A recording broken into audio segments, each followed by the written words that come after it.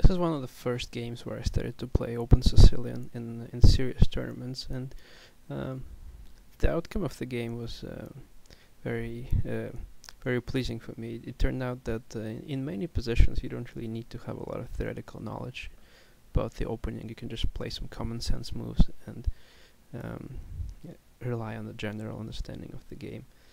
And if the variation isn't very specific and very tactical, you can still do pretty well in the game.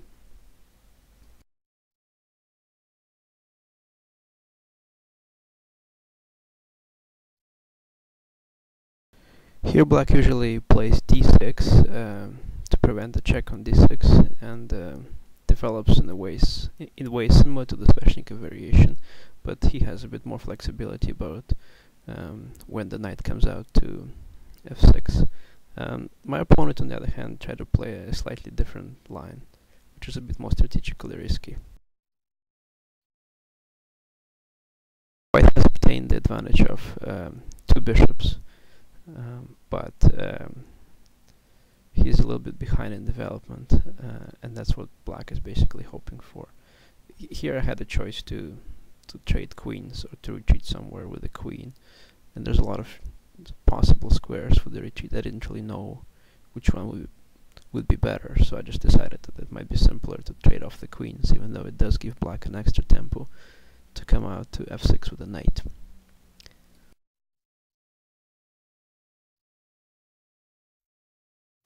With this move, black wants to get rid of the weakness on the d-file, develop his bishop as soon as possible, and that just generally open up the position a little bit while he's ahead in development.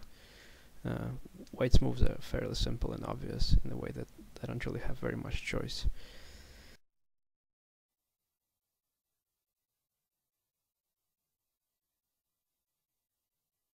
So black managed to get rid of his weakness on the d-file, of the backward pawn on the d-file, but at the same time this gave white an opportunity to develop the rest of his pieces, and he's no longer behind in development. He also managed to maintain his two bishops, and that was making me fairly happy with the outcome of the opening. In practice, grandmasters have played this position a few times, and there's some ways of fighting for equality for black, but I would still prefer to play this position as white.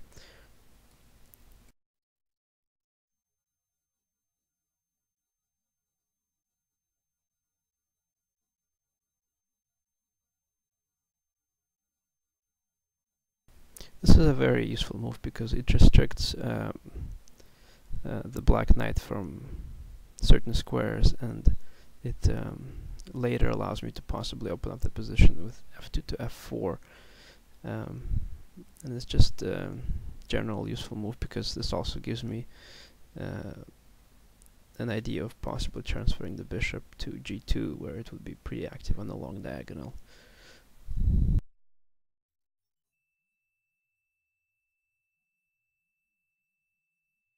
Move knight c8 is a little bit passive, and the transfer of the knight to e7 was probably better tied to the idea of playing something like bishop f5, trying to exchange one of white's bishops, and on c8 the knight really won't be able to do very much. So I think this helps white to increase his advantage slowly, move by move. Black was able to control the d-file, which is very important in this type of positions, but because all the invasion squares such as d3 and d2 and d1 are covered by the white pieces, it doesn't really give him much benefit in this position to have the open d-file. In the meantime, white is planning to play f4 soon, and maybe then the loose position of the bishop on e6 will become a factor.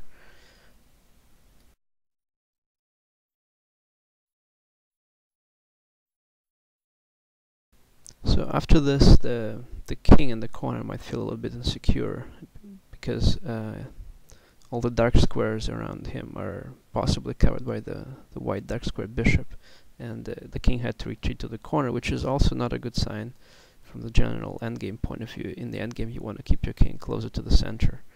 But here the black king has to retreat just to avoid the checks.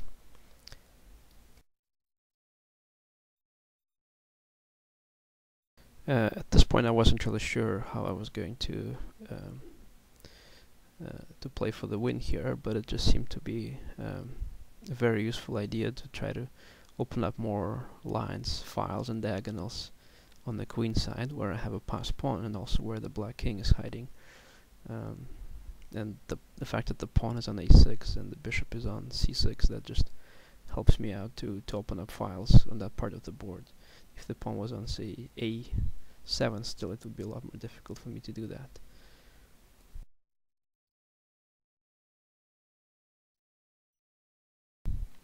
Again, just controlling the dark squares more and more, preventing the knight from coming out to b6, and also forcing the black rook to move somewhere. Black has only one active piece on the board, which is the rook on d4, so it really makes sense to trade it off.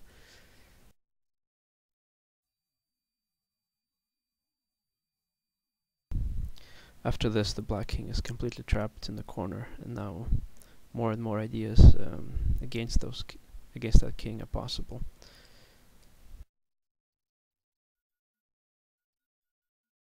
Now all of black's pieces are completely tied up. The knight doesn't really have any moves. If it goes to e7, it's going to be pinned along the e-file. The rook is tied up to defending the knight, and the bishop is covering up the d7 square against the invasion of the rook. So all of black's pieces are very, very passive. The king is completely without moves in the corner, and white basically here has a decisive sequence already.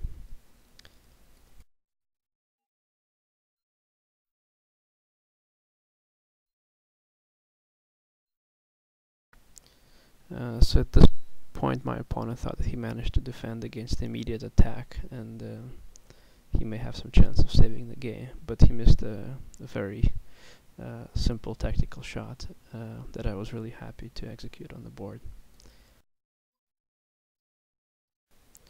After this exchange sacrifice, white is going to inevitably give checkmate, because if the pawn takes on a6, then white goes bishop to g2, and there's no defense against the power of these two bishops.